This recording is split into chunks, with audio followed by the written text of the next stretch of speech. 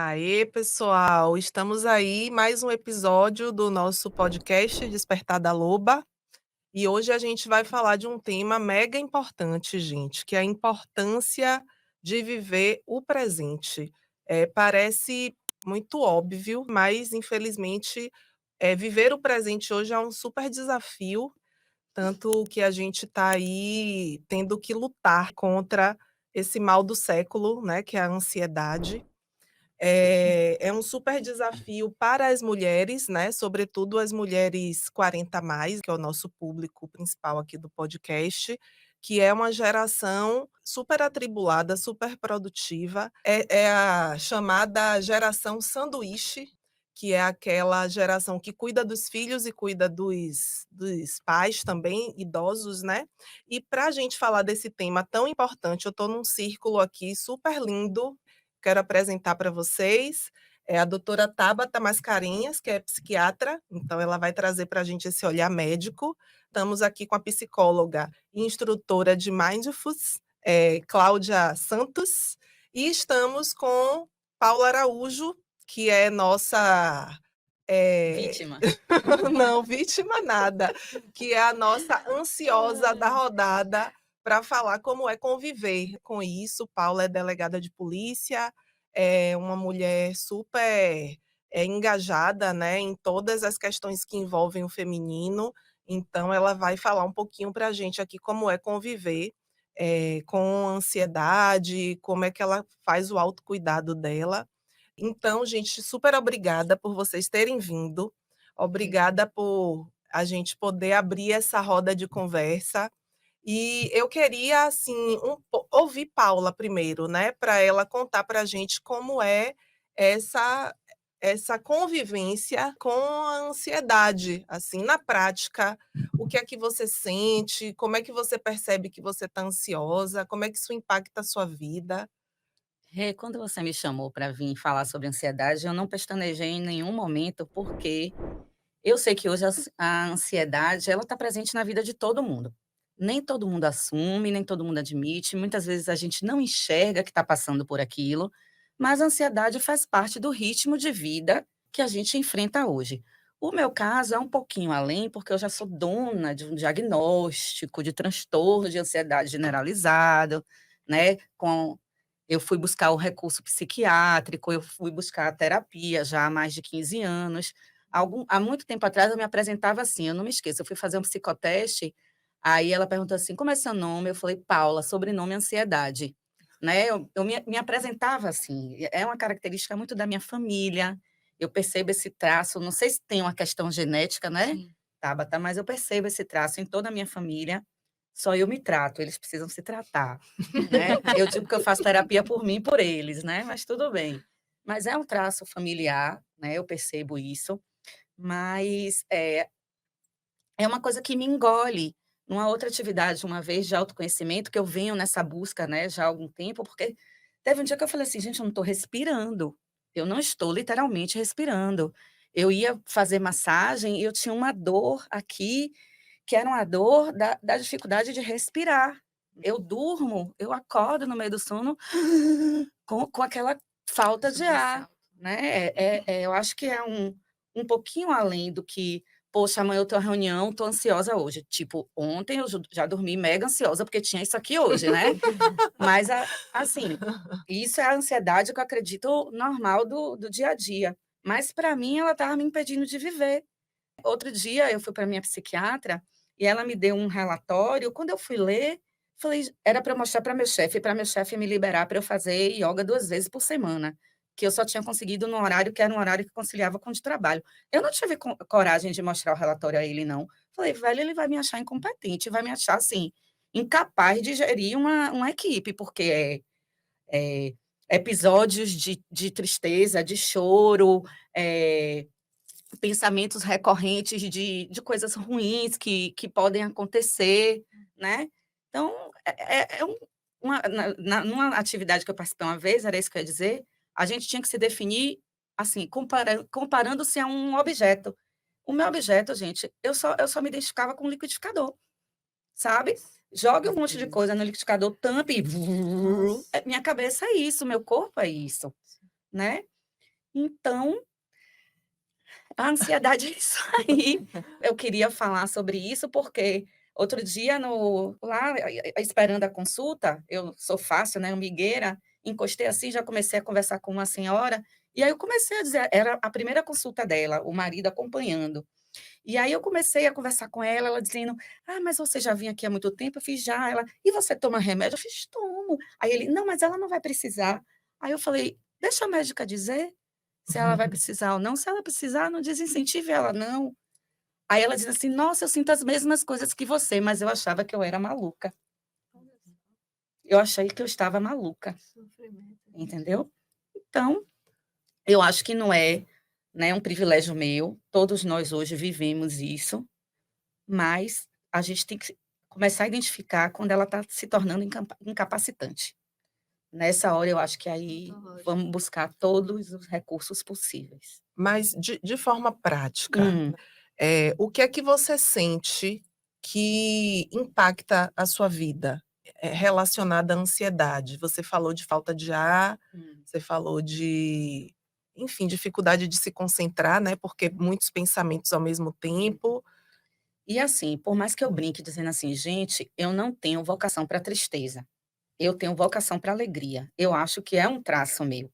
Mas quando a ansiedade ela está muito incontrolável, ela tem uma característica muito forte de pessimismo, entendeu? Assim, vou usar um exemplo. Todo domingo para mim, depois do almoço, 16 horas em diante, eu tô num nível de ansiedade que eu não quero falar com ninguém, eu tô incomunicável. Por quê? Porque vai começar a minha semana. Gente, eu dou conta há 22 anos. Eu tenho 22 anos sendo delegada de polícia, mas eu tenho 22 anos que eu sofro todo domingo, né. Eu vim de um período agora de 10 dias de férias, domingo meu marido olhou assim para mim: "Você já tá assim?" Eu falei: "Velho, é meu processo. Me deixa aqui quieta com o meu processo", porque você começa a antecipar um pessimismo imenso. E quem é que vive assim, gente? Né? Tem uma coisa, neguinho pergunta assim: "Ah, você tem dificuldade de dormir?" Engraçado, dificuldade de pegar no sono eu não tenho, mas eu acho que eu não tenho porque meu corpo já está tão acelerado o dia inteiro. E outra coisa, muita gente quando eu converso sobre a minha ansiedade, aí neguinho diz assim: "Ah, não parece, você é tão calma", porque a ansiedade não está na agitação corporal, necessariamente. Eu tô aqui serena, mas Deus sabe por dentro como é que tá. O meu Eh, liquidificador batendo, entendeu? um dado que eu não sabia e que na minha pesquisa, me surpreendeu, né, é que o Brasil é líder mundial em ansiedade. Rapaz, mais Pela Organização Mundial de Saúde, né, o último relatório apontou o Brasil como o primeiro do ranking mundial e quase 30% da população é considerada ansiosa. E aí eu queria ouvir, né, a psicóloga. Cláudia, você acha que está relacionado com qual característica do brasileiro esse traço de ansiedade? então, obrigada em primeiro lugar pelo convite, é uma honra estar aqui com vocês. Então, o Brasil hoje, né, se a gente for olhar questões econômicas, sociais, de violência, então a vida do brasileiro é muito difícil. Então isso é um processo muito ansioso, né, então eu recebo muito no consultório, assim, é a demanda maior que tem hoje, é de ansiedade realmente. Na verdade, a ansiedade todos nós somos, que é um mecanismo de defesa do organismo, né, então a Sim, gente nasce já com essa proteção, é algo que já nasceu com a gente para a gente se proteger, né, dos perigos dos primatas lá. Então, a primeira coisa bem legal, assim, entender que é natural ter ansiedade. Agora, quando a ansiedade se torna patológica, aí é que causa esse sofrimento muito maior. E aí achei bem interessante a Paula falando, né, que quando ela se percebe ali ansiosa, e muitas vezes a pessoa não aceita esse estado, porque é tão desesperador, é tão sofrido, os uhum. sintomas são tão amedrontadores na maioria das vezes, que ela quer acabar com aquilo, ela quer se livrar daquele sentimento, e aí só piora. Não existe nada mais ansiogênico do que brigar com a própria ansiedade, né. Sim. Então eu acredito, respondendo novamente a sua pergunta, né, que a estrutura do Brasil, né, ocasiona mais esse aumento exponencial aí do número de pessoas com ansiedade. Joia. E em relação às mulheres, assim, quando você pega esse público de mulheres mais maduras, essa ansiedade geralmente está atrelada ao quê? É sobrecarga, é carga mental, né, de ser essa gestora de todo mundo, né, da família, dos filhos, dos pais idosos, enfim, geralmente a Netos, né? filha, Agora ainda tem netos. geralmente a filha fica com essa, né, essa tarefa de cuidar dos pais idosos, muitas vezes quando tem irmãos, né. Então, eu queria que você falasse um pouquinho também sobre isso. Na verdade, assim, tudo é multifatorial, né, principalmente a ansiedade, né. Então você falou da questão genética, essa questão ambiental. Então hoje as pessoas viraram multitarefas, né. Uhum. A tecnologia também que veio para ajudar muito a gente, senão a gente nem estaria aqui agora, né. A tecnologia ajuda Sim. muito. Ao mesmo tempo que tem essa demanda toda. A mulher ela é muito cobrada, e a mulher madura ela já tem toda a história de vida dela, as crenças que vão ficando cada vez mais enraizadas. Então essa é quando a Paula fala: "Será que eu vou dar conta?", a gente percebe aí que ela é extremamente capaz, olha onde ela está hoje, e ela ainda tem essa crença de incapacidade que gera ansiedade, amanhã é domingo, será que eu vou dar conta? Né, então além desse tanto de multitarefa, as pessoas serem multitarefas, né, tem essa questão social, essa pressão social também, e essa questão da mulher ser perfeita, o perfeccionismo. Então tem que Sim. ser bonita, tem que ser boa filha, boa mulher, boa amiga, tem que estar presente em tudo. Tem até vários memes aí sobre isso, é É. até engraçado, né. Hoje mesmo eu postei um, porque realmente esse ISO 9000 é difícil, né, de Muito atender em tantas difícil. áreas. Doutora Tabata, em relação à questão clínica, quando a gente vai para a ansiedade nesse patamar de doença, como é que é feito o diagnóstico? O que é que a pessoa precisa apresentar para ela ser realmente diagnosticada como uma pessoa portadora de transtorno de ansiedade? Eu queria que você falasse um pouquinho para a gente como é Falo, que isso acontece. falo sim. Vamos lá, dar uma resumida aqui para a gente se tornar compreendida. Primeiro que Paula trouxe muitas informações típicas, né, de como se instala um transtorno de ansiedade. Não é subitamente aparece. Então, geralmente, é uma pessoa que já tem uma personalidade prévia, ansiosa, muito provavelmente desde a infância, uma criança um pouco mais inquieta, eh, acelerada, às vezes dita como malcriada porque não para quieto, mas assim, vai se desenhando muito antes do diagnóstico. O diagnóstico chega no momento em que aquele comportamento começa a trazer prejuízo funcional. Então a pessoa tem dificuldades nas relações interpessoais, na questão cognitiva, na questão profissional, na percepção de bem-estar. Porque os sintomas físicos vão desde os sintomas cognitivos, então o pensamento acelerado, a sensação de sempre estar pensando em alguma coisa, que nunca descansa, o prejuízo da memória e na atenção, porque uma pessoa ansiosa quer dizer logo que tem TDAH, porque não grava nada, esquece tudo, perde tudo, e não é TDAH, né, é a manifestação da ansiedade.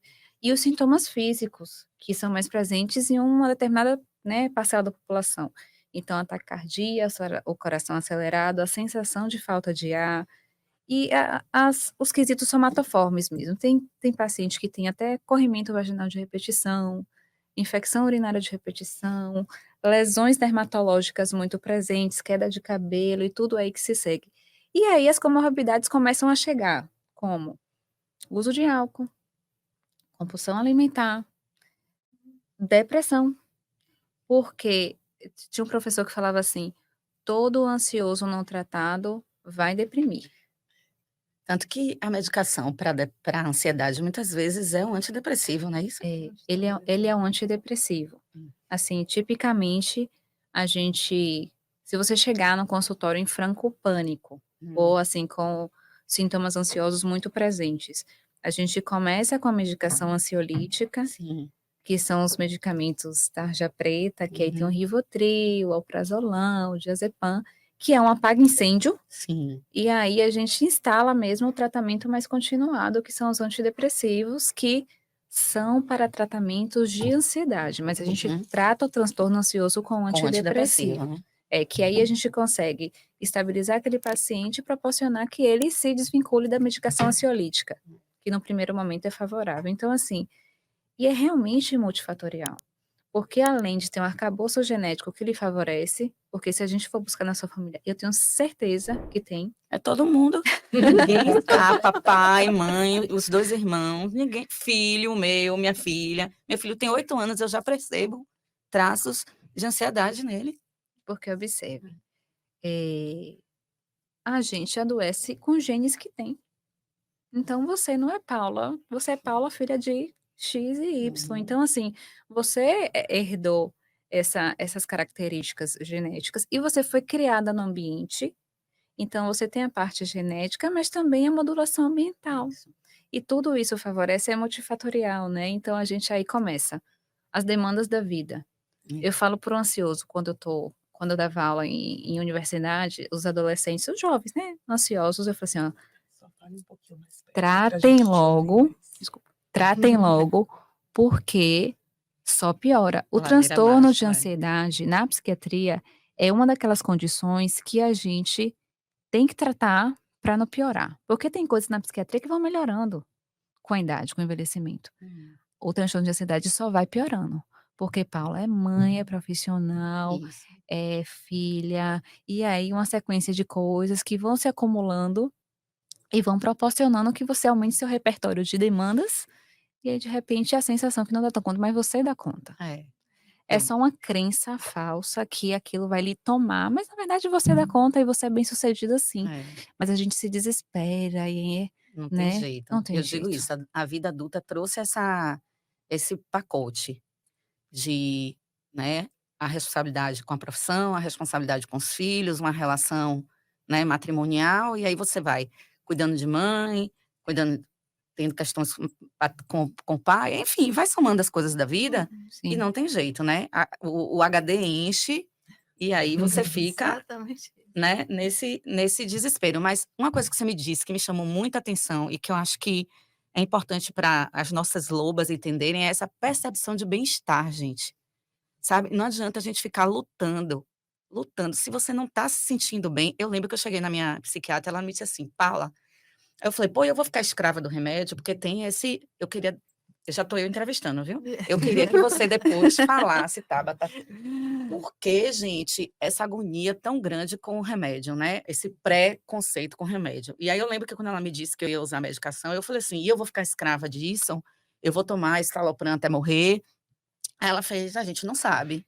Se for necessário, sim, mas você tem que entender que é como quando a gente quebra o braço. A gente engessa o braço ali e a gente vai andar ali de muleta um tempo. Você tá precisando dessa muleta. Depois a gente vai, aos pouquinhos, avaliar ela". Aí eu falei assim: "E o que é que eu posso fazer para melhorar?". Aí ela fez assim: "Vai fazer uma arte terapia, alguma coisa manual". Aí foi que eu Uhum. encontrei o crochê. Fico no Uhum. meio da rua, nas lojas, esperando o povo, fazendo crochê. Ponto alto, ponto baixo, pula 3, não sei o quê. A cabeça tá ali naquela atividade e não tá pensando em todo o resto que eu tenho que dar conta. Um exercício de religiosidade foi outra coisa que ela me orientou, que eu acho bacana, assim, né, é o meu momento ali de conexão com o espiritual, da forma que eu acredito que também me faz bem. Mas a medicação e a terapia, né, que eu não abro mão, que eu já faço há mais de 15 anos. Mesmo antes do diagnóstico, eu já fazia terapia, porque eu precisava de um espaço onde eu pudesse organizar essas gavetas todas, né. Sim. Mas por que essa resistência com o remédio? Assim, primeiro, vamos voltar um pouquinho e falar do diagnóstico Sim. e do tratamento, porque, assim, você falou do negócio do braço. Hum. Quebrei um braço, vou colocar ali, mas se você quebrasse um braço, imagine eu chegar assim: "Não vai para ortopedista não, você vai cuidar disso sozinha. Pois é. Essa fratura você vai dar conta sozinha, porque Aqui, você não ó, é fraca". caí, ganhei um pino, uma placa e 7 pinos, eu ia cuidar disso sozinha? Pois é. Então tem condições que são imperativas e fogem do controle que a gente talvez gostaria de ter, né. Uhum. Então essa é uma condição, muitas vezes a ansiedade quando é porque assim, diversos níveis e tipos de ansiedade, então tem um transtorno de ansiedade generalizada, tem o pânico, tem a agorafobia, tem a ansiedade da separação, então tem várias formas da ansiedade se manifestar. Mas de uma certa forma, quando ela fica intensa, a gente precisa explicar para o paciente que naquele momento é necessário a medicação. E eu falo naquele momento porque eu sou uma pessoa, eu prescrevo, mas eu falo, isso não vai ser para sempre. A não Isso. ser que você queira, porque você pode querer falar: "Tô tão confortável com a medicação", e a gente vai seguindo um pouco mais de tempo. Então, esse é o cenário da indicação da medicação. Uma medicação que se coloca no momento de suporte, mas eu falo para o paciente: "Esta medicação não vai lhe deixar dependente". Uhum. O Rivotril e os análogos sim, Sim, isso eu mas também o não tomo. antidepressivos, Paula, se você usar 30 anos, tá tudo bem. Sim, ótimo. Porque o que a gente chama de Ótimo. ai, adorei já. Já adorei. Ô, Adesão amor, ao se for para viver com tratamento. mais conforto, eu tô topando qualquer coisa. Pois é. E Ai, pra que tem que sofrer pra passar né, por não isso, entendo. né? Gente, a gente não veio nesse Muito mundo para sofrer não, para É, com isso. tem que estar aberto, né? É. Eu sou da seguinte filosofia: quando há a possibilidade de você se tratar com ferramentas, digamos, chamadas de alternativas, eu acho que é válido. Mas quando a coisa entra num nível de Sim. intensidade, de gravidade, a gente tem que estar aberto e tem que ser receptivo ao remédio, sim, né? Sim, com certeza. Eu sou umbandista e, quando eu estou no terreiro e eu trabalho como cambona, né, auxiliando ali o médium que está incorporado, atendendo alguém. Aí alguém chega relatando um determinado problema de saúde, o que eu acho curioso é que, assim, está indo lá buscar um suporte espiritual, mas a maioria deles pergunta assim: "Já foi no doutor? Já foi ver o homem do anel?" Ah, Entendeu? Porque a medicina está aí, gente. Sim. Graças é. a Deus, o homem tem toda essa inteligência para a gente evoluir. E por que não usar desses recursos? Por que ficar sofrendo desse jeito? Eu não entendo. O nosso podcast se chama Despertar da Loba, e é importante aqui estar sempre falando, né, o porquê do nome. Então, o nome foi inspirado no livro Mulheres que Correm com Lobos. Para quem já leu o livro, né, sabe que a loba que o livro se refere é a essência feminina, é a intuição, é você se conectar com o que você tem de mais selvagem, de mais verdadeiro, de mais íntimo, né? Então, eu queria perguntar a Cláudia, né? Você acha que essa mulher que desenvolve a ansiedade, em certa medida, ela está desconectada com a loba dela, ela está fechada para esse sentir, porque a gente vive num mundo extremamente acelerado, né? Num mundo agora digital, e o Brasil é novamente líder mundial no uso de redes sociais e de, enfim, alguns recursos digitais, né? E eu acredito que isso tenha impacto também, né, na ansiedade, tirar a gente desse momento presente, desse momento de sentir, desse momento de calmaria, porque a gente faz uma reuniãozinha de 1 hora, quando vai ver o WhatsApp está lotado de mensagem, e é uma loucura hoje em dia a gente conseguir sair do celular para fazer qualquer coisa para ficar offline, né? Porque a gente fica com aquele sentimento de que a gente está perdendo alguma coisa ou que a gente está deixando de atender alguém. Então, eu queria que você falasse um pouco sobre a importância desse autoconhecimento, da mulher estar conectada com a sua loba, com a sua essência, para que ela não deixe que esses caminhos da ansiedade e de outros problemas, né, psicológicos e psiquiátricos tomem conta. E roubam a vida, né? De que forma isso impacta, né? Aham. Hã. É exatamente o que você falou, o que vocês falaram, né, essa gama de atribulações ali, de compromissos e urgência, é tudo muito urgente, né, então existe uma urgência aí, uma urgência, uma urgência. E aí, a mulher principalmente, o ser humano de maneira geral, né, sofre muito com isso. Mas a mulher por conta dessa toda essa carga a mais que ela tem. Então, ela se desconecta dela realmente, ela perde a loba, né, ela se perde. ela vai para o externo, ela vai para servir. A mulher, culturalmente, ela já é uma servidora, né? Sim. Então, esse servir, esse estar sempre à disposição, muitas vezes, Do outro, né? outro, a serviço do outro, ela termina esquecendo dela. Ela se arruma, ela tem que estar preparada, ela tem que estar bonita, externamente, mas internamente ela para se perceber: o que é que eu estou sentindo agora? Como é que está meu corpo? Será que eu estou tensa? Se eu estou tensa e eu percebo isso, eu solto. E aí Sim. chega no fim do dia, a pessoa se desconectou dela, do corpo, das emoções, ou então está com um pensamento catastrófico e não está nem percebendo. O pensamento já capturou ela já comprou aquela ideia e já está vivendo aquele tormento daquele pensamento e não se deu conta. Ela se desconecta realmente. O ser humano, ele se desconecta da realidade, muitas vezes, e fica na divagação mental, né? E aí a ansiedade toma conta, É. rouba a vida, rouba Tem um momento tem prazeroso. aquela frase, né, importante: "Nós não somos os nossos pensamentos", e a gente Exato. esquece disso, e Exatamente. muitas vezes a gente embarca num pensamento que é negativo e aquilo engole a gente. Eu estava lendo uma pesquisa que fala o seguinte, que o adulto normal, ele tem em torno de 30 milhões de pensamentos por dia, né, num dia pensa, né, isso aqui, pegar uma caneta, beber uma água, são vários pensamentos que a gente tem ao longo do dia, e mais de 80% desses pensamentos são negativos.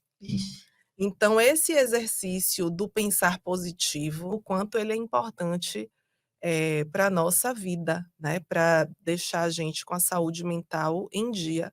E não é fácil, né, porque a gente está sempre tentando se antecipar para planejar, para evitar, para, né, direcionar para a vida e as coisas da vida para o lado que a gente considera que são mais saudáveis e mais produtivos, né.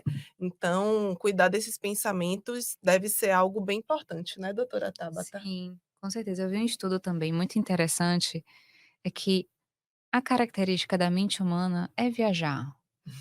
Então, assim, é porque a gente fica com a exigência de estar sempre muito concentrado, de que tem que estar super eficiente, e a gente acaba criando uma autocobrança muito grande que traz muito sofrimento. Aí teve uma pesquisa na Universidade Americana. Cada um de vocês aqui receberam um bip e vão viver a vida de vocês. Você vai trabalhar, você vai para férias e assim vida que segue normal. E aí o bip tocava. E aí naquele momento o participante tinha que falar se os pensamentos estavam no lugar que ele estava presente. Foi uma pesquisa Hum. em Harvard. É, ou se o pensamento estava em outro lugar que não fosse aquele momento, ou no trabalho, enfim, etc. 47% das vezes, nós não estamos pensando no que estamos fazendo. Aham. Então, isso é característica, isso não é normal, isso é normal do ser humano, é viajar, certo? Mas assim, o treinamento de você estar presente no que você está fazendo, mesmo que não seja uma coisa delícia, mesmo que seja lá lavar uma louça que você não gosta, aumenta seu nível de satisfação. Então você pensar no que está fazendo, estar presente naquele momento, mesmo que não seja uma coisa uau, maravilhosa, aumenta sua sensação de satisfação com aquela atividade. É aquela coisa de você estar em Maldivas pensando no trabalho, ou estar no domingo pensando no Na trabalho, segunda. ou estar no trabalho pensando na Maldivas. Então, assim, É, verdade. o seu grau de insatisfação aumenta demais. E o mundo é isso hoje, né, então, assim, de repente, você recebe a mensagem, tem que comprar alguma coisa, o filho não sei o quê, e você sempre está pensando em coisas que não estão ali naquele momento. Aqui, vamos colocar aqui, qual é o problema que a gente tem aqui agora? Nenhum. E o que é que a gente pode fazer Aí a agora? gente pensa, sair daqui: "Eita, eu tenho que resolver não, mas não eu tenho que resolver daqui a Depois. depois. Agora eu não tenho que fazer nada a não ser conversar". Posso continuar minha consulta, Tem fazer outra pergunta? Claro. Tem uma que ela falou, é bem legal, O crochê que você fica lá atenta, né, Sim, Aham. quando sim. fala assim Então, quando fala da mente, a gente está vivendo a realidade, vivendo o momento, né. Então tem um trecho no livro de John Kabat-Zinn que trouxe o sim. Mindfulness para o Brasil, né, para o ocidente, na verdade, que fala que uma mente divagante é uma mente infeliz. Uhum. Né? Então, a gente perde muita coisa da vida. A gente perde contemplar um pôr do sol porque a mente não está ali naquele momento. É a Sim. capacidade de apreciar, né? Inclusive, o apreciar é um dos fatores que são medidos quando você vai ver as escalas de felicidade que hoje existem, A né? felicidade autêntica. Quando você vai estudar as escalas de felicidade, a capacidade de apreciar é um dos fatores que tornam as pessoas mais felizes. Então é viver o presente, é o cheirinho do café de manhã quando você acorda, é você acordar num sábado de sol bonito e você falar, nossa, que dia maravilhoso. É você saber curtir os pequenos momentos, o cheiro do filho quando lhe dá um abraço, né? É uma comida gostosa que você mesma pôde fazer na sua Mas casa. isso é um treino. É um Exige treino. É É verdade. isso, precisa haver intenção, né? A gente precisa ficar se fiscalizando para curtir esses pequenos momentos, porque quando a gente entra naquele processo de achar que a felicidade vai ser quando a gente conquistar aquele próximo passo, a gente entra na ansiedade, a gente não curte o presente e a gente entra nessa ciranda toda. E aí, Cláudia, eu queria muito que você explicasse aqui para o nosso público do podcast os fundamentos do Mindfulness, né? E de que forma ele pode ser uma ferramenta de suporte para a gente viver o presente. Pronto, perfeito. Então, mindfulness, como define John Kabat-Zinn, né, é a gente trazer atenção intencionalmente ao momento presente, sem julgamento. Então, eu escolho agora prestar atenção aqui agora, nesse momento. Eu posso estar aqui agora e imaginar, vem um pensamento, os pensamentos vêm, a mente foi feita para pensar. Então, vem mil loucuras na cabeça, às vezes, né? E eu posso pensar que esse microfone vai explodir aqui, vai queimar meu rosto. E aí, se eu estou atenta a isso, eu vou dizer, não, isso é loucura. E eu volto e eu me regulo. Então, é um treino da atenção. A gente reforça o músculo da atenção. É como ir para a academia. A gente vai para a academia para fortalecer os músculos, para ter saúde física. Assim é o mindfulness. A gente treina esse músculo da atenção. Então, eu escolho agora estar presente nessa atividade. Eu escolho agora sentir o cheiro do meu filho. Eu escolho agora criar uma conexão verdadeira com você, porque eu estou te escutando, eu estou de fato te ouvindo. E isso traz muita felicidade, porque o treino da atenção traz essa regulação emocional. A gente aprende nos protocolos de mindfulness a prestar atenção ao corpo, então a gente tem mais consciência corporal. A gente desenvolve também essa questão do relacionamento humano, porque a gente desenvolve também a compaixão, a aceitação, o não julgamento. Então, é de que forma eu vou trazer, vou trazer essa atenção? De forma aberta, gentil e sem julgamento. Isso tudo a gente aprende, a gente treina. Não é fácil. É como você falou no início, estamos falando óbvio aqui, mas é um óbvio difícil de exercitar se não tiver verdadeiramente uma intenção. Né? E a intenção não pode ser tipo, eu vou praticar agora para me livrar da ansiedade. Não. Eu vou praticar porque eu quero estar presente, eu quero me conectar, eu quero me conhecer, eu quero me entender. E o celular, eu acho que é um grande vilão, porque a gente não consegue fazer uma refeição hoje com 100% a gente precisa, vou guardar o celular para almoçar. Para os adolescentes é um desafio absurdo. Eu tenho 2 em casa e assim eu tenho que ficar brigando. Gente, guarda o celular, vamos comer aqui sossegado. Tirar o celular desse contexto, né? Malhar na academia, a gente vê, às vezes, até situações de atrito, porque a pessoa está no aparelho e está olhando o celular e né, ocupa aquele aparelho mais tempo do que quando a malhação é um momento de autocuidado que você deveria estar ali com atenção plena para você se cuidar, né? Para você executar bem ali aquele exercício, aquela tarefa que vai fazer bem para você.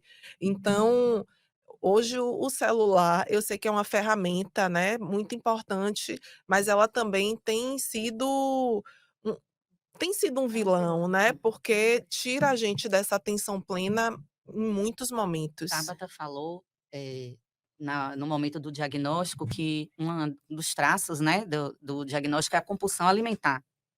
E aí, eu durante muito tempo usei o comer como um anestésico. Eu chamava de comer emocional. Mas Uhum. assim, toda vez que eu sentia que eu não ia dar conta, eu ia lá e comia. Então hoje vocês estão me vendo aqui 25 quilos mais magra, mas há um ano atrás eu tinha 25 quilos a mais. Depois de muita coisa, de todas as tentativas, eu recorri à bariátrica e aí finalmente consegui perder peso. Mas, né, a gente brinca que opera o estômago, não opera a cabeça. E aí eu me lembrei, Cláudia falando do mindfulness, que eu fiz uma vez um curso que era Mindfulness Eatness, Mindful Eat, que é o comer né? consciente. É um protocolo de Que mindfulness trata também. disso, de você comer com atenção, parar, olhar para o seu prato, não ter televisão, não ter celular, usar a sua atenção para o comer. E aí eu me lembrei dessa questão que Tabata falou, porque é traço da ansiedade, essa compulsão alimentar, que justamente eu não fui uma criança gorda, eu não fui uma adolescente gorda, eu ganhei peso na vida adulta. Depois que eu fui mãe, aos 23 anos, que eu comecei a trabalhar, me parece assim, foi juntando tudo e eu ia Os não dando acúmulos, né? conta, não ia dando conta, aí Você dando conta, eu né? Que dando você conta, acha achando que eu não ia que dar você não conta. deu conta, mas E deu aí, conta de para tudo, bem linda. anestesiar, eu ia comendo. Como é esse mecanismo? Como é que Na verdade, funciona? assim, essas comorbidades, como a gente chama, são outras condições de transtorno, mas que estão associados de forma secundária ao transtorno original, digamos Sim, assim. Então, sim. o transtornos alimentares, transtornos depressivos, problemas com álcool e outros tipos de droga, que a gente sabe também que o paciente ansioso recorre muito ao álcool como forma de autorregulação, de relaxamento. Tem um paciente meu que ele toma um pouquinho de cerveja para entrar no shopping, porque senão ele não consegue entrar no shopping, porque o shopping é um lugar de fobia, de pânico, então assim, ele aí Olha, acaba se tratando de uma forma errônea, mas com a intenção de um propósito de recolhimento, assim, uma coisa de se autorregular. E nesse cenário para o ansioso, a comida é como se fosse um escape, assim, muito facilitado, né. Primeiro que comer é prazeroso, né, humanamente comer é bom, mas para o ansioso tem um plus adicional que é uma via, além de facilitada, mas uma recompensa imediata, Sim. porque dá uma sensação boa, uma sensação gostosa, e que você acaba reforçando aquele comportamento sempre da mesma maneira. Tanto o comer quando eu estou triste, quanto o comer quando eu estou feliz, para Feliz. comemorar: "Vamos sair para comer". Só que a Isso. gente acaba fazendo isso de forma muito repetida. E aí isso acaba se tornando um transtorno, porque isso acaba, influenciando na frequência como você se alimenta, na qualidade como você se alimenta. Às vezes o paciente pergunta assim: "O remédio da fome vai engordar?" Eu falei: "Se você sentar à mesa para comer, não. Agora se você quiser comer andando, eu fiz tudo que você for comer, é no prato, na mesa, na hora da refeição", porque o ansioso acaba beliscando demais. Então sempre tem um negócio na bolsa, sempre tá. Beliscando só não posso comprar um pote de castanha. Aí a nutricionista manda comer 3 castanhas. Poxa, Eu dou risada, né, também, porque né. a compulsão, enquanto eu não der conta do pote inteiro, eu não vou parar de comer. Hoje eu paro porque o estômago não aguenta, mas a sim. cabeça aguenta.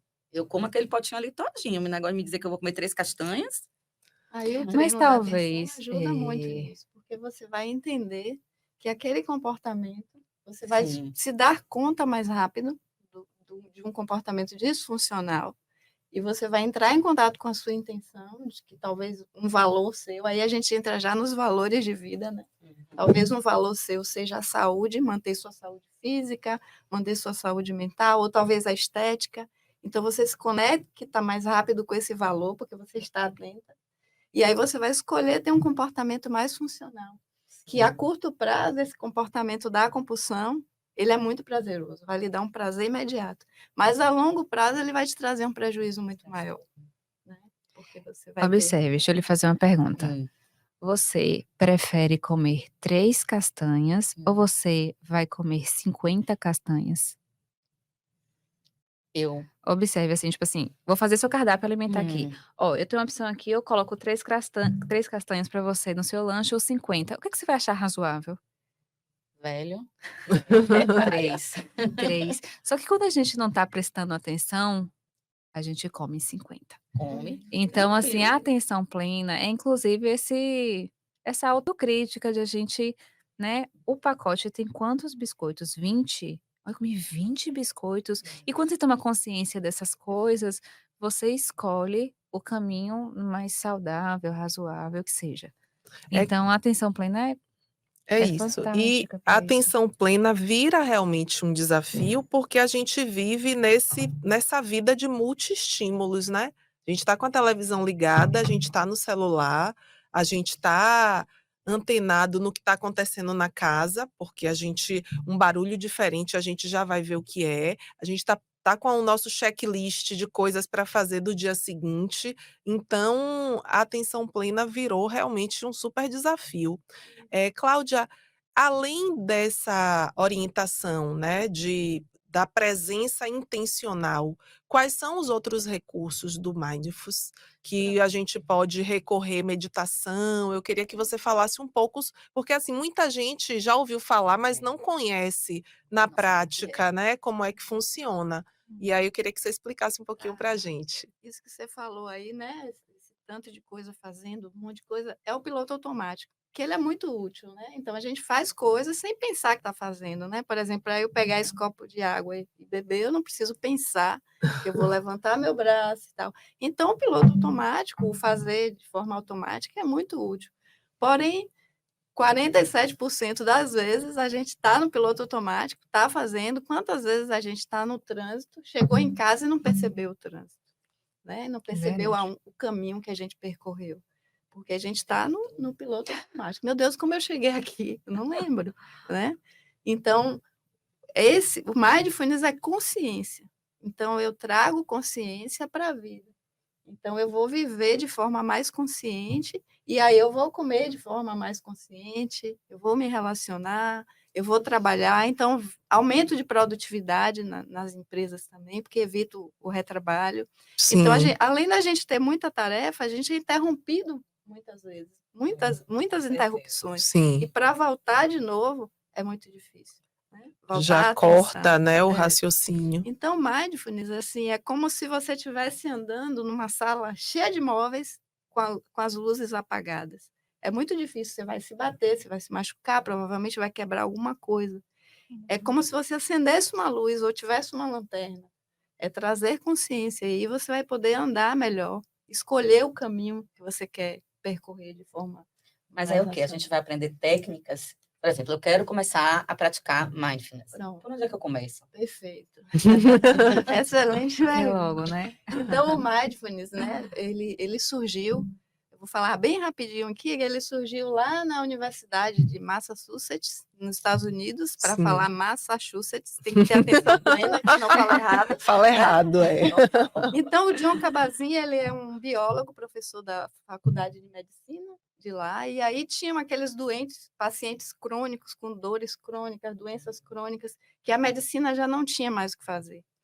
E ele era praticante de meditação há muitos anos, apesar do mindfulness vir de práticas milenares do budismo, hinduísmo, é totalmente laico e científico. Então, ele pensou, como é que eu posso ajudar essas pessoas? E aí ele falou para o diretor médico de lá, né, como ele poderia ensinar essas pessoas a meditarem. E aí ele disse, amanhã mesmo tem mais 100 para te encaminhar, que a medicina já não tem mais o que fazer. E aí foi criado esse ambulatório de atenção plena, que é um protocolo que ele criou, que é o MBSR, que é o Mindfulness baseado em redução de estresse. E aqui no Brasil a gente trabalha com o MBHP, que é do Marcelo Dermaso, lá do Mente Aberta, Unifesp, né, que é o Mindfulness baseado em promoção da saúde. Então, é um protocolo estruturado de 8 semanas, em que o praticante, a gente senta, pratica, pode ser individual, em grupo, em organizações, escolas, e aí a gente aprende aquelas práticas, vai treinando, começa com 5, 10 minutos e vai aumentando até para ter as práticas formais ali até de 45 minutos, E também a gente aprende as práticas informais, que é tipo, vou tomar banho, eu presto atenção no banho, pelo menos uma parte do banho. Eu vou comer, eu presto atenção na comida. Amanhã eu vou ligar para ela para marcar esse negócio. Você falando de atenção plena no trânsito. Meu caminho para levar meu filho para a escola é o mesmo caminho para ir para o trabalho. Aí, num determinado momento, eu tenho que subir para deixar meu filho na escola. Eu com meu filho dentro do carro, eu passei e fui para o trabalho. Esqueci que eu ia deixar meu filho na escola. Você vê, o menino dentro do carro. E a atenção, eu não sei onde é que estava. Então, amanhã a gente vai conversar.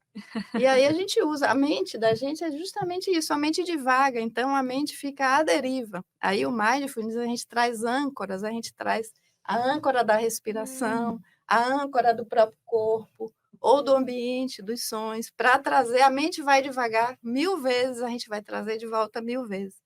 Não é esvaziar a mente, não é relaxamento. Pode acontecer um estado de relaxamento, mas não é o objetivo. Então, muitas pessoas têm esse mito de que é esvaziar a mente, alcançar a iluminação, não é nada disso. É totalmente lá. E acho que muita gente desiste justamente por isso, né? Antes da gente começar a gravar, foi o que a gente estava conversando aqui, né? Esse negócio, você não pode pensar, e eu já estou pensando. Agora, meu Deus, né? Aprender a meditar, né? E a respirar, principalmente, né?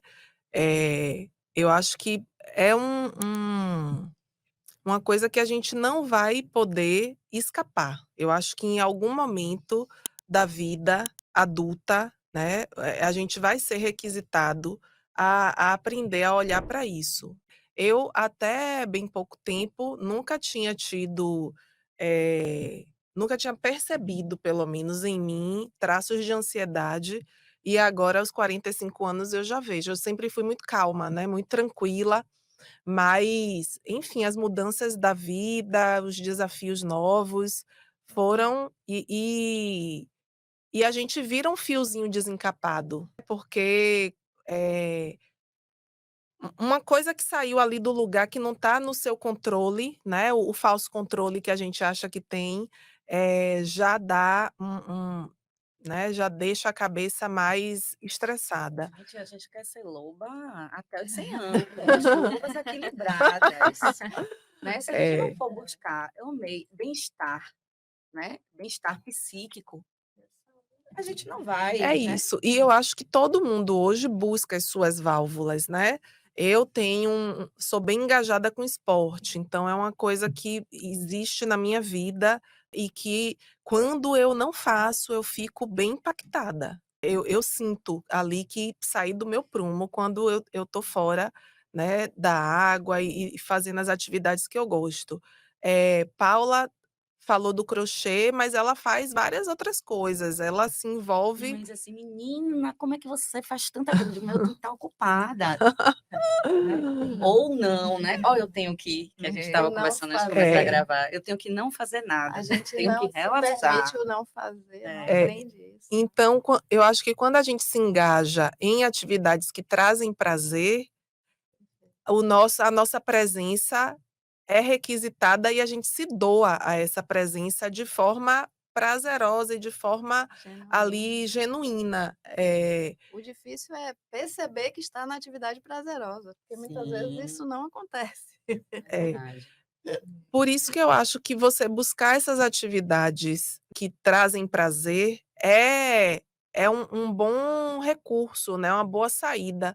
Eu estava estudando sobre o flow, eu até gravei um vídeo lá para o nosso Instagram lá do Despertar da Loba, justamente por isso, porque, uma das características do flow é a concentração, né. Para você entrar no estado de flow, você precisa estar concentrado, você precisa estar ali num estado de envolvimento, para perder a hora do que você estava fazendo ali. Ele te deixa, praticamente 100% voltado para aquela atividade.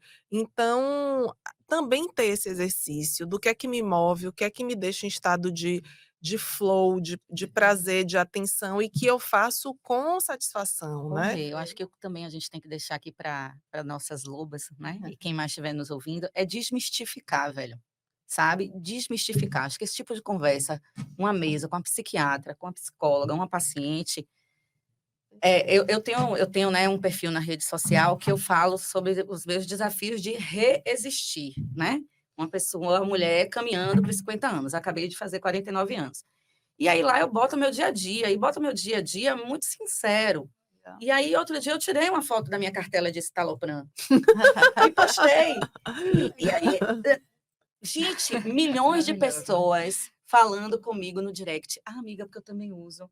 Ah, amiga, quem foi a psiquiatra que ele prescreveu? Onde é que você vai? Não sei o quê. Velho, vamos falar, vamos parar de fingir que tá tudo bem, Verdade. né? De perto Todo mundo ninguém é escondendo normal, tarja já dizia preta, meu né? querido Ninguém Nietzsche, quer assumir que usa. né? Não, e desmistificar. Se você não tá se sentindo bem, velho, não tem coragem de falar aqui num podcast para sei lá quem vai ouvir, mas chame a minha amiga, vá no padre, sabe? Hoje em dia a gente não tem mais aquele negócio de confessionário, né? Vai para lugar, vai caminhar na praia, vai dar um mergulho no mar. Não né? dá para São guardar, escolhas, né?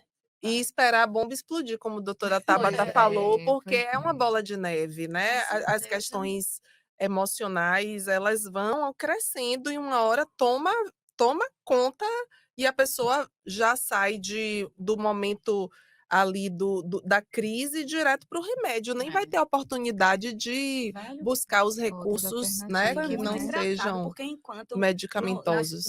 na legenda todo mundo, você kkk, você não existe, não. No direct todo mundo, não, porque me diga aí, né?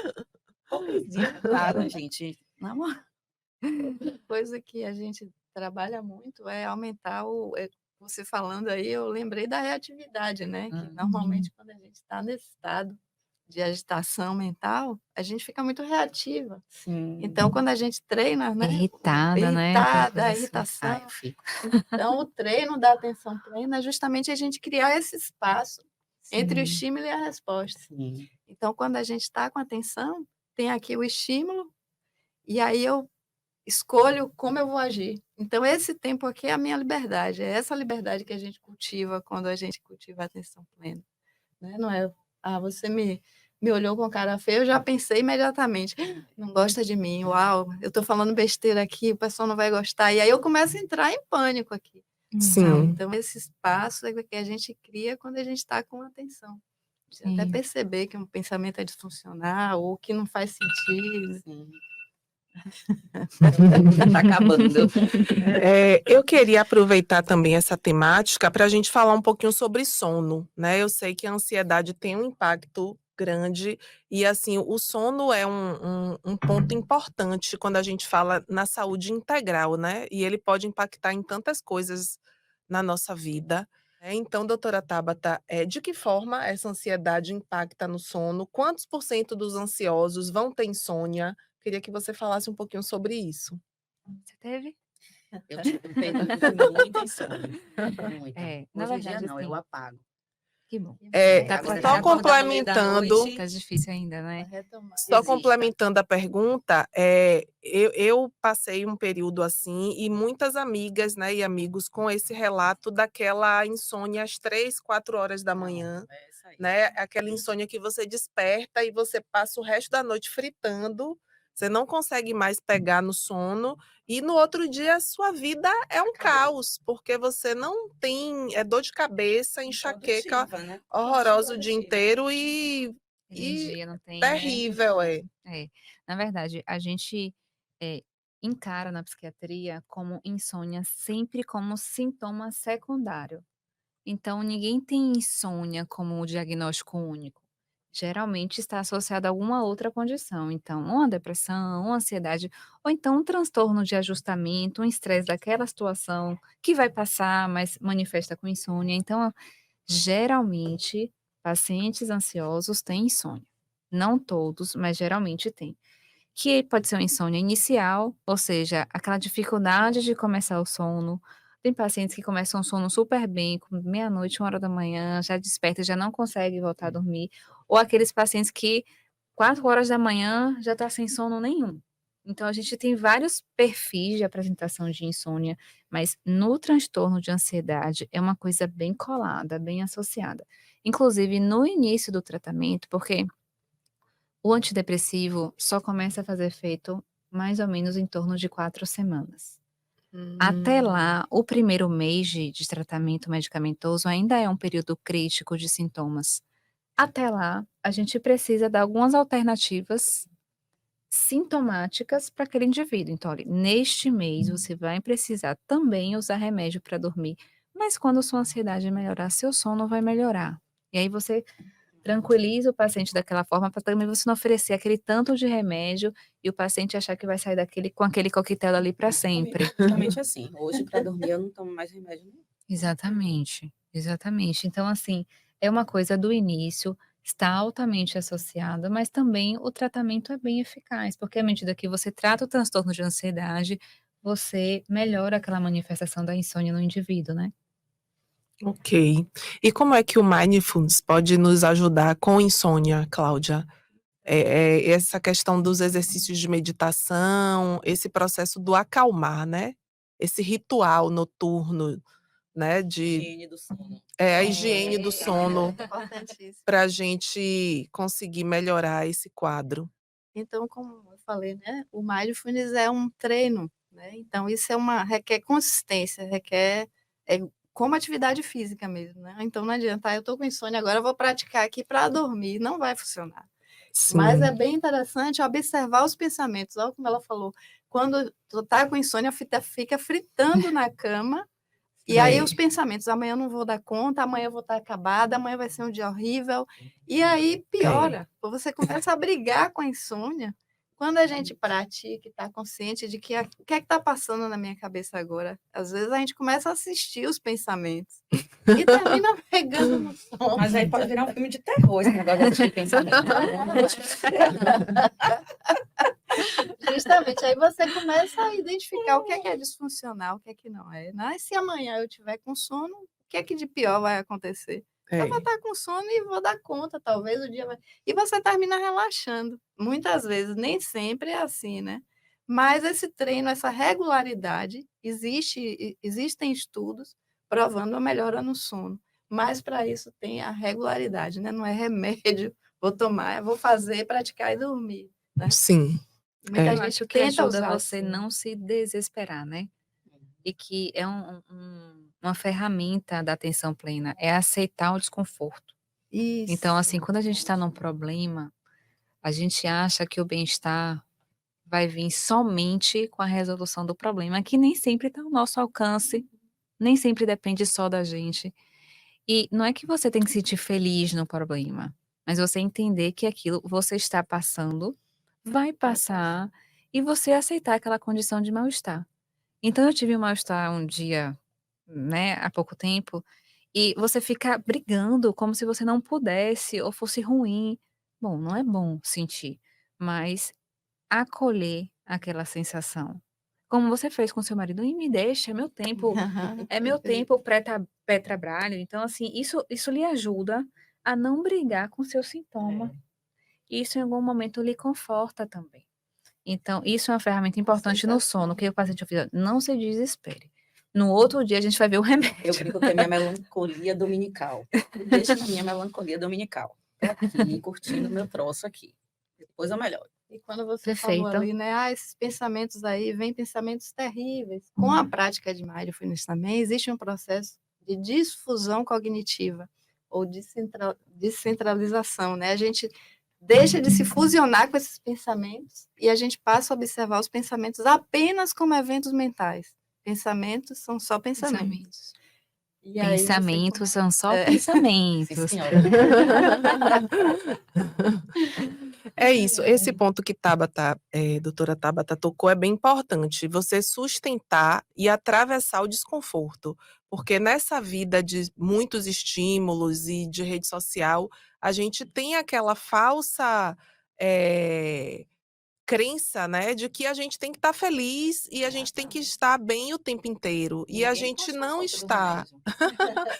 E a gente não Não está. tem A coragem, gente né. tem os nossos, principalmente as mulheres, né, somos cíclicas, então temos os nossos altos e baixos no mês, temos nossos altos e baixos na vida, e a gente precisa, eh, Acolher, precisamos né. ser, né, legais e cuidadosas, né, com nós mesmas, nesses momentos também, né, de falar não tô legal hoje, vou ficar quietinha, não quero sair à noite, não quero ficar conversando com a família, é o meu tempo. E a gente hoje em dia, eu acho que a gente fica muito sem querer dar espaço para esse tempo, né, como se a gente não tivesse esse direito, mas a gente tem, né. E a gente precisa abrir espaço para ele existir, porque acho que isso aí é uma coisa que pode, tirar a gente desse processo de ansiedade, né, sem sem tantos recursos e eh, sem tantas coisas acessórias, né. Somente a gente com a gente mesma, né. Que é o que Tabata falou, é o processo que a gente treina muito no Mindfulness, que é o processo da aceitação e da impermanência também, né. Agora eu estou ansiosa, mas eu não vou ficar ansiosa na crise de ansiedade a vida inteira. Nesse momento eu estou triste, mas eu já estive triste em outros momentos e também essa tristeza passou. Uhum. Assim É. como eu já estive feliz e também já passou. E o bonito da vida é isso, né, são os altos e baixos. Se a gente ficasse só feliz o tempo inteiro, ia ser um saco. E também ficar só na tristeza o tempo inteiro ninguém merece, né, ninguém quer. Então o bonito da vida é isso, a gente Aprender a curtir poder, nossa montanha-russa, né. curtir a montanha-russa, colher os aprendizados. Surfar na vida. Então maravilha, gente, adorei nosso papo, acho que vai ser super útil para muitas mulheres, né, a gente ter esse entendimento, a gente reaprender, né, a viver o presente, porque estamos nesse momento, de vida, e da gente se cuidar, da gente se olhar, né, da gente se abraçar, seja na alegria ou na tristeza. Isso aí. Então super obrigada, e espero que a gente ainda tenha aí outras conversas pela frente, tá bom? Beijo para todo mundo. Obrigada.